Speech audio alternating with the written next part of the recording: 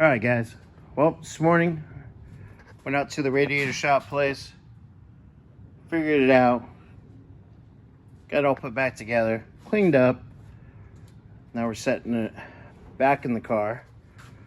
Scotty here in a minute to help me get the lower hose on. As I slide it down, we'll get the top hose on and put coolant in it and double check everything.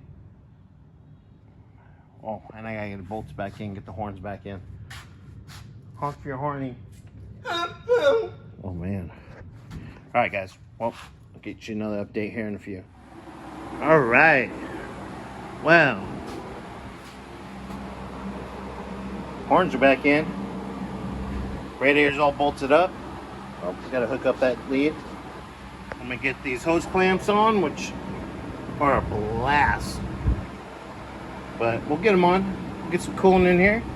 Do another pressure test, just a triple double check, quadruple check. Gary said he took it to 10, right? Huh? Shop when he texted me. What? What'd you say? He said he took it 10 psi when he tested. Yeah, which I was. And the cap's 7, so. Yeah, and that's it. Good. We talked about it. I'm like, yeah, cap 7. So, but, I mean, Pain in the ass. yeah, but you know what? It got done. It's done right. Everything's took gonna care be of just fine. Gary took care of us. Great guy. And I don't know. I had a little conversation with him about, you know, it's like 5 hours of billable time wasted. Maybe we could do something about that. But yeah, I just haven't tightened them up yet. looks good. So I'm just getting the hose clamps on, and we're gonna get the coolant in it, and we'll pressure test it one more time, Do the brake lines.